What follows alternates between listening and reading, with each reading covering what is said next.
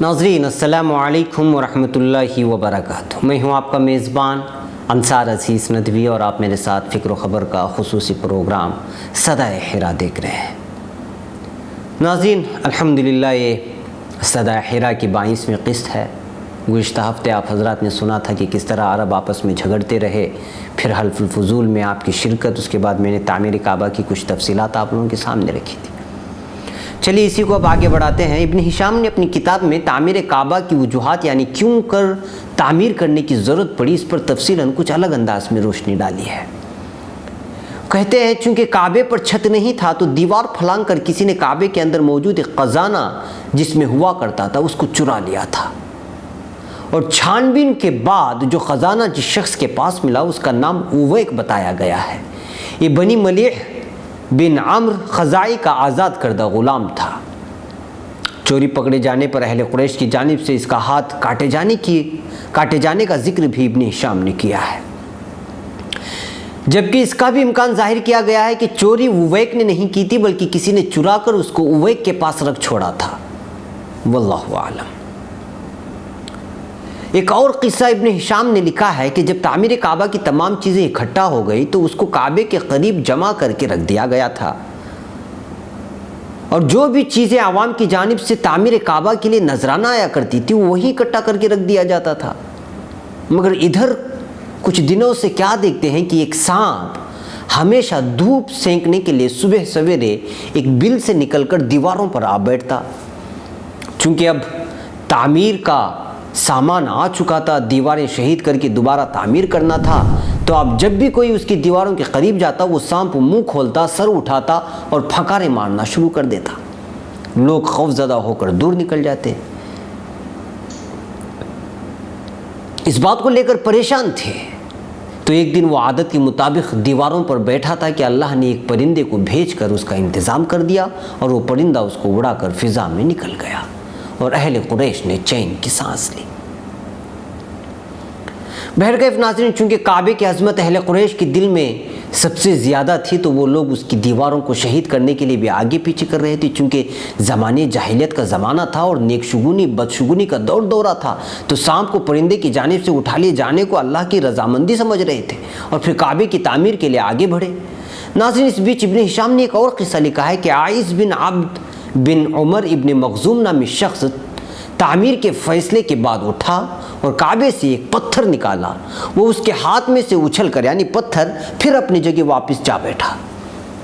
اس کو دیکھ کر اس نے کہا، اے اہل قریش، کعبے کی تعمیر میں اپنی پاک کمائی کے سوا کوئی چیز داخل نہ ہونے دو، اس میں خرچی کا پیسہ نہ لگاؤ، سود کی کمائی نہ شریک کرو، لوگوں میں کسی پر ظلم کر کے حاصل ہوئی شے بھی اس میں داخل نہ کرو۔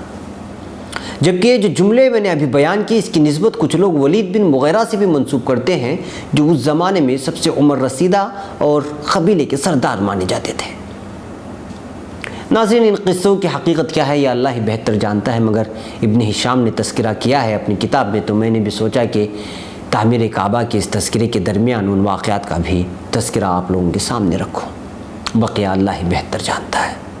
ناظرین، جیسا کہ میں نے آپ سے اس سے پہلے کہا کہ اہل قریش اور اہل مکہ کعبہ شریف کی بڑی عظمت کیا کرتے تھے۔ اب کھدائی کا موقع آیا تو یہ لوگ پوری طرح مطمئن ہونا چاہتے تھے کہ اللہ تعالیٰ نے ان کے اس عمل سے راضی ہے یا نہیں۔ تو اس بیچ ولید بن مغیرہ آگے بڑھا اور کہا، میں کھدائی کے لیے پہل کرتا ہوں۔ پھر کدالی لے کر کعبے کے قریب ہوا، پھر کہا، اللہ تجھے کون ڈرا سکتا ہے، اے اللہ تجھے کون ڈرا سکتا ہے، یا پھر تجھے کوئی خوف نہیں۔ بعض لوگ کہتے ہیں کہ مغیرہ نے کہا تھا، ہم نے کوئی غلط راستہ نہیں چنا۔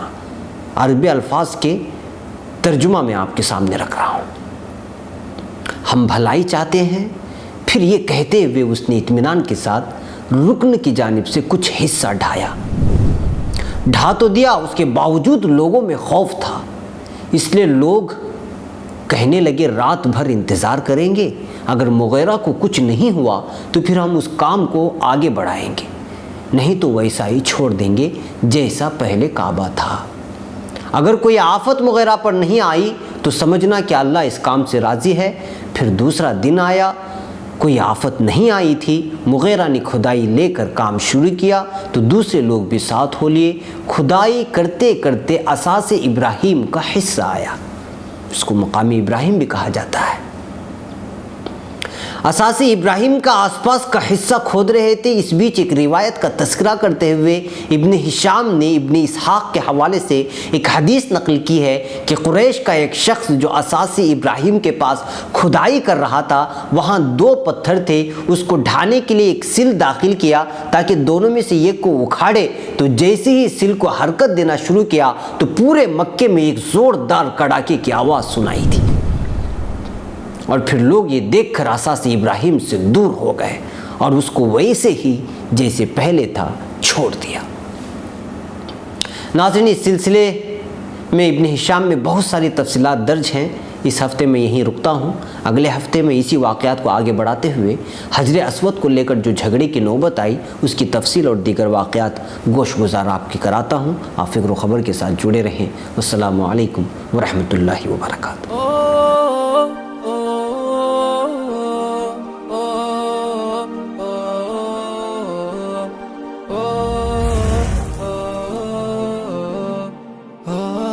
تیرا